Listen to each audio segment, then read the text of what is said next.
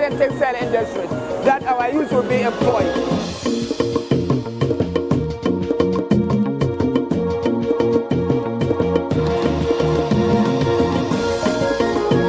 The people that attend the church here can tell you. Service in Holy Rosa is in We are taking a canoe tour of the communities on the bank of River Niger in Getso.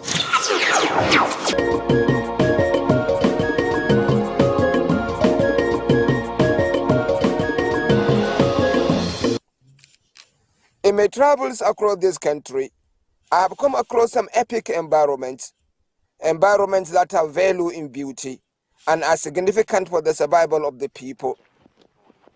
Coming into contact with them is a function of that relentless will to link up with the societies with a rare story to tell.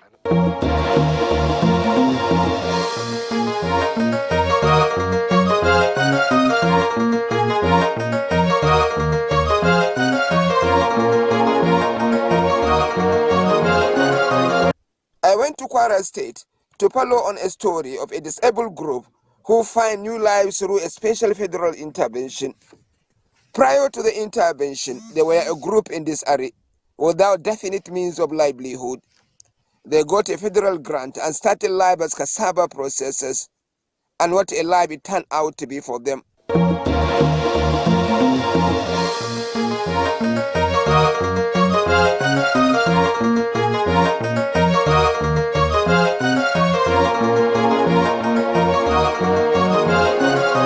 They don't handle the machine themselves. They employ community members to do it for them. Over the last 2 years, their economic status has improved significantly. Before we heard about the program, though things were not easy with us. No job, no work, nothing. We find it difficult even to feed. It is actually on our journey back that we had our first phenomenal sighting. It was in Jeba and the effect of River Niger.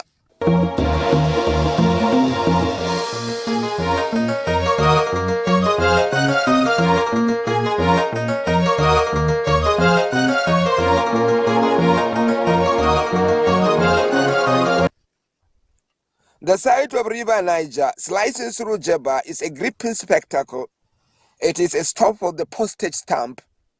Personally, I could pay to have a view of this environment, how it practically skewed Jeba into 3 distinct settlements. The people fish here and do their travels all year round. From another perspective, the trajectory of the river through the foot of an extensive mountain is just breathtaking. Generally, the river around Jeba's Rokainji is classified as national asset and is under heavy surveillance and protection. Kayenjo Hydroelectric Power Station is not far away from Jeba, and around the Jeba area is a dam which serves as a source of water supply and irrigation to over 30 contiguous communities. Indeed, the added beauty of this landscape is the federal construction of the state-of-the-art bridges to allow for free flow of traffic. Jeba is a window to the south and to the north. It has for long been a major transit point for motorists going either side of the divide. Jeba is also home to the graveside of Mongo Park. Generally, Jeba is a rare tourism site that not many Nigerians know it exists. River Niger is actually nomadic. If you travel across Nigeria, you routinely come across it in amazing landscapes. This is another of its trajectory in Kogi State as it heads southeast to the Atlantic. Here, the waters is a fusion of River Benue and River Niger. It is called River Niger nonetheless.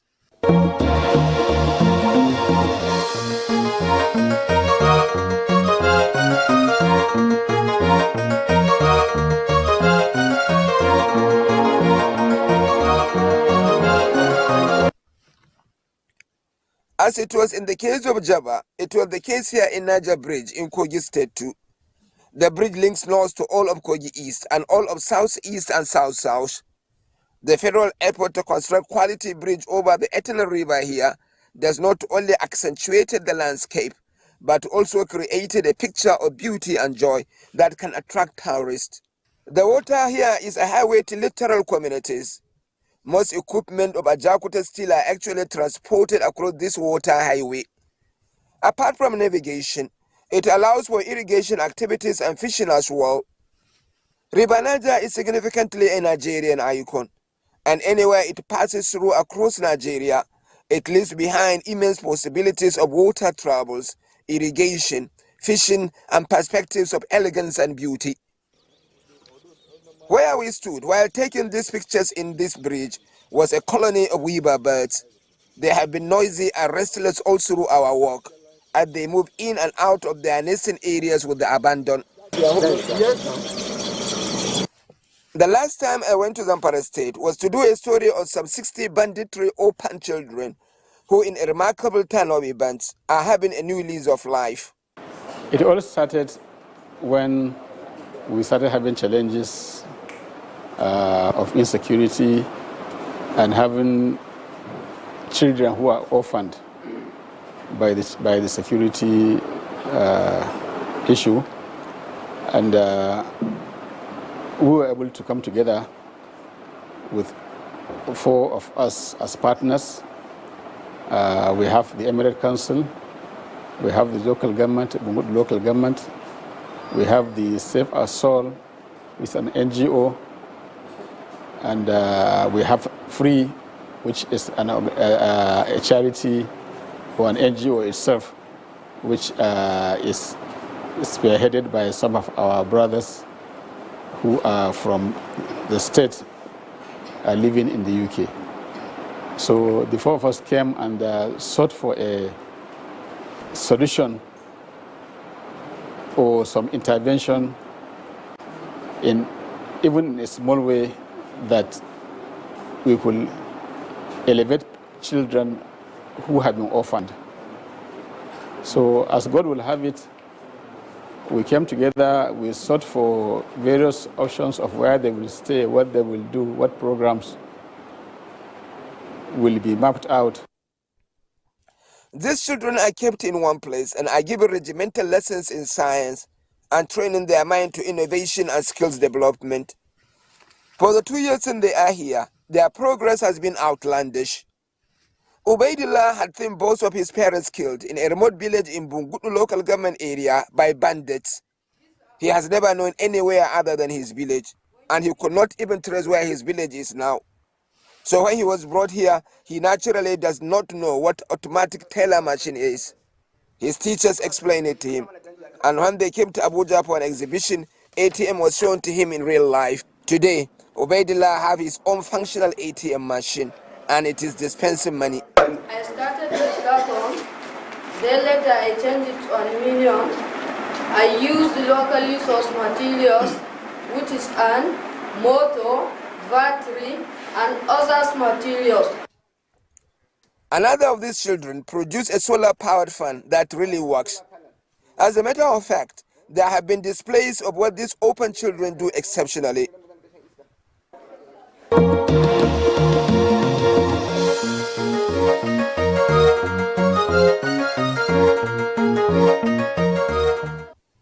As we moved out of Bungudu to Gusau on our way to Abuja, we ran into yet another unique environment that is virtually the symbol of Zamfara State.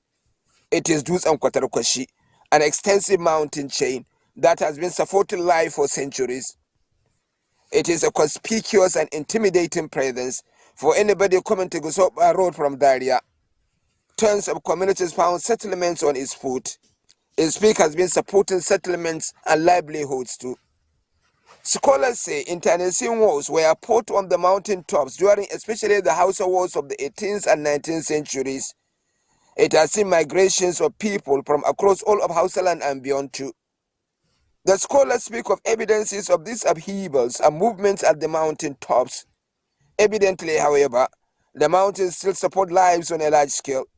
Unlike the other environments, it is a real tourism site and a rich story to be unearthed. In Taraba State, there were a community that were said to be recently discovered. In reality, they have a long history of contact with the outside world, but their location is super hard to access. They are the people of Sonkurun Gada in Gada development area. They are mountain dwellers, And even with the magic, you need nothing short of 10 hours to access them from Jalingo, and their distance is not beyond 200 kilometers. We tried to access the area to be witnesses to a foundation school that was built for them by the federal government. We had a fair weather, sailing from Bali going to the next village, where we abandoned the comfort and safety of our vehicles to join motorcycles. You don't access Sunkurungada by motor. Motorcycles are the main source of transportation. To access Sunkurun, you have to cling to a motorcycle for 6 hours through a terrain that is unpredictable. It is not like there is a clear charted route to the area. Motorcyclists rely on their good judgment. The terrain is narrow and jagged. More than that, you can see yourself immediately going downhill under very precarious condition. And by the next minute, you are climbing a steep hill, rocky and rugged. Any misadventure here, a man is doomed.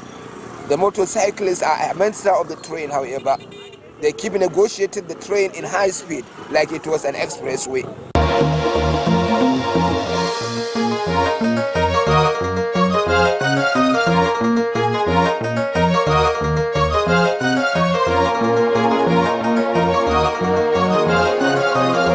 At many points during the trip, we had to cross rivers. It is part of the challenges of going together, that means community development in Taraba State, that you have to cross river. It is a very rugged terrain like I have shown you, but then obviously it is more rugged when you know that you have to cross rivers and climb mountains and move almost 300 kilometers. The motorcyclists drive the machine through the waters. The more elderly in our team took to an abandoned craft and had a safe crossover.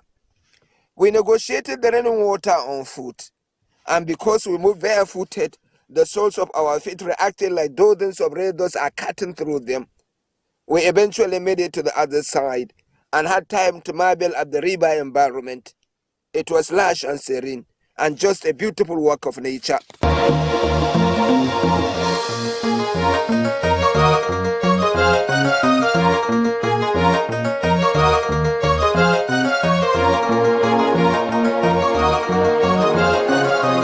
We rejoined our motorcycle and moved on, resolved on accessing Sunkurungada. Eventually we arrived after a 6 hours trip on a motorcycle. We arrived late. The school was not in session, but it was there.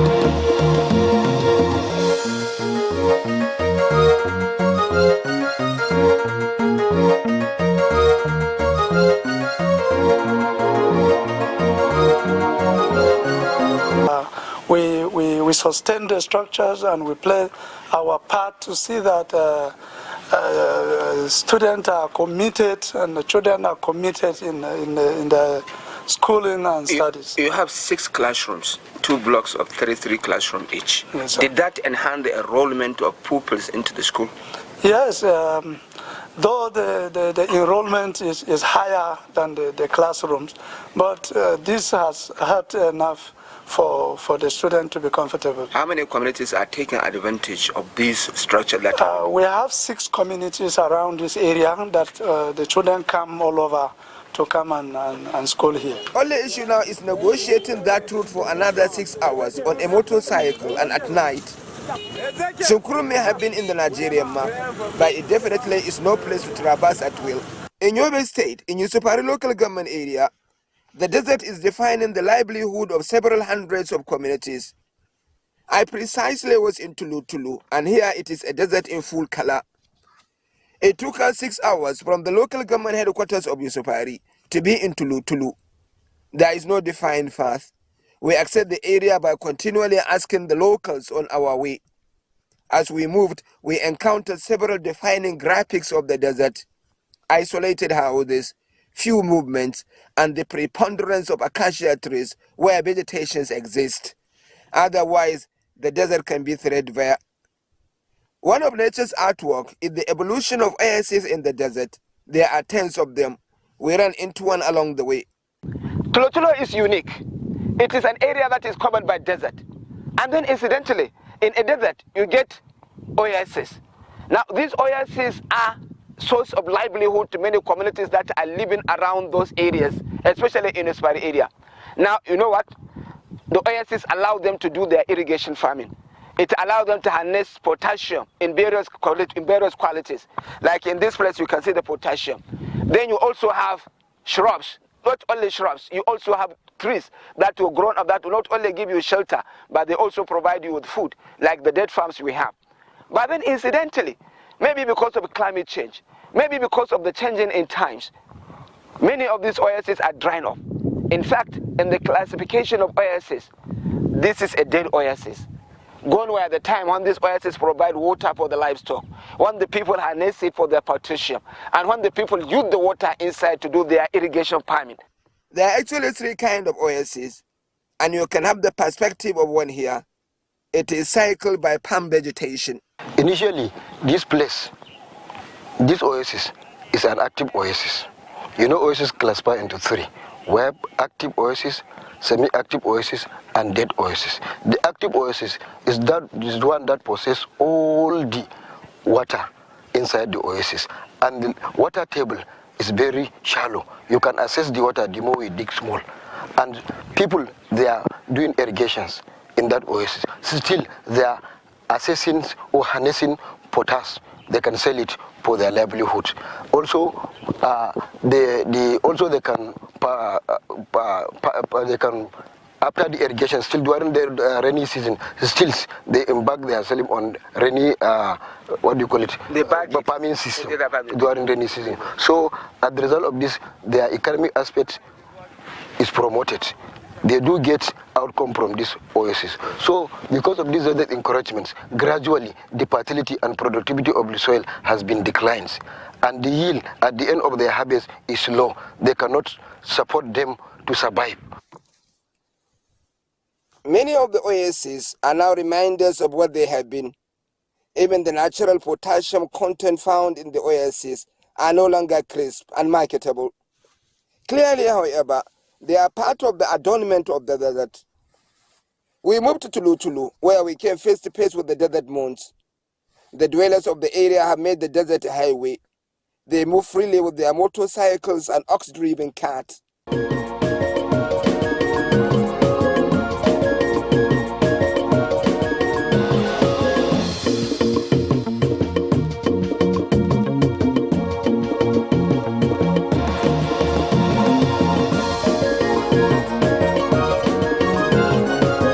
One of the challenges desert dwellers face in this area is the uncertainty of their future. The desert is closing in on them at a very fast pace, and they have little wisdom in controlling it. The people of Clark Manana, still in Yusupar local government area, are a case in point. They have seen several of their neighboring communities ceding their settlements to the desert, and they face a real threat from it too, due to the same desert encroachment. At a point in their lives, they sought a federal support where they built a shelter belt of neem trees to cover an aggressive flank where the desert was encroaching fast. It worked for them, but the area is in a full desert revolution. They now face a real challenge from other planks. Well, the people of the community bring me to the eastern border of their town, where the desert is threatening to consume them in a very short period. You can see the proximity between the desert and their settlement. The invasion is real and threatening. They are happy. Yes, those shelter belt has helped in decreasing the movement of the desert. And in fact, there is no threat on their northern border. But truly, from the eastern side, the threat is real. It is noteworthy that these people are not after school or water supply. Their major challenge is how to stop the desert. I wrapped up my experiences on Nigerian epic environments with the story of Rabiul Ansabo. He retired as a state comptroller of immigration and moved all his family to a Sahelian settlement some 70 kilometers away from the nearest urban center on retirement. Assessing his new settlement can be a trial on man and machine. Our vehicle broke 3 times. One first time we are hooked in a mud. Mercifully, we had to call bulls to pull us out. Incidentally, because of the mass transhumans around this area, you find livestock everywhere. We are using work bulls to save us from this area. And that's what is going to happen. Sir, you can go in, just drive it, grab out, let's see.